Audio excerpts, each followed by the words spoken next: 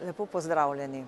Ta teden smo poslanke in poslanci v Bruslju, kjer se pripravljamo na plenarno zasedanje Evropskega parlamenta naslednji teden v Strasbourgu. Eden izmed najbolj pomembnih dokumentov naslednjega plenarnega zasedanja bo po mojem mnenju razprava in glasovanje o uredbi o ukrepih za zagotavljanje zanesljivosti oskrbe s plinom.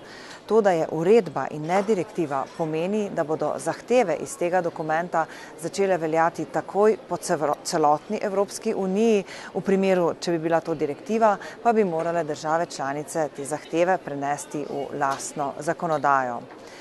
Verjetno se še vsi spomnite plinske krize, ki je bila v začetku leta 2009 povzročena s tako imenovanim ukrajinsko-ruskim sporom. Takrat so mnogi Evropejci in Evropejke zmrzovali, recimo tisti iz Bolgarije, kar zagotovo ni dobro. In prav tu se izkaže, da Evropa svojim načelom solidarnosti lahko marsikaj izboljša, lahko ljudem pomaga. Seveda pa moramo biti za to pripravljeni in prav zato se ta uredba tudi sprejema. Hkrati je Evropa čedalje bolj odvisna od uvoza plina in tudi notranji trg na tem področju čedalje bolje deluje. Zaradi tega moramo seveda tudi delovati usklajeno, da lahko ljudem v primeru izrednih dogodkov tudi ustrezno pomagamo. Eden od ukrepov, ki jih uredba predvideva, je tako imenovano zazankanje. V primeru plinovodov je namreč bilo v glavnem tako, da so ti potekali od proizvajalca plina pa neposredno do uporabnika. Z zazankanjem pa želimo dobiti nek sklenjen krog, kar pomeni, da ima tudi uporabnik možnost, da plin uvaža po različnih poteh.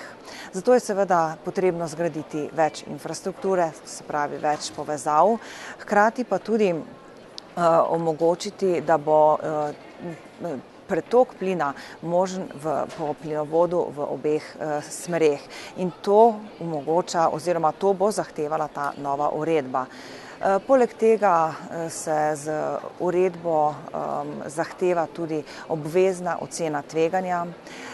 Po uredbi bo tudi bolj jasna odgovornost za zanesljivo dobavo plina, odgovornost recimo industrije, odgovornost držav članic, odgovornost Evropske komisije.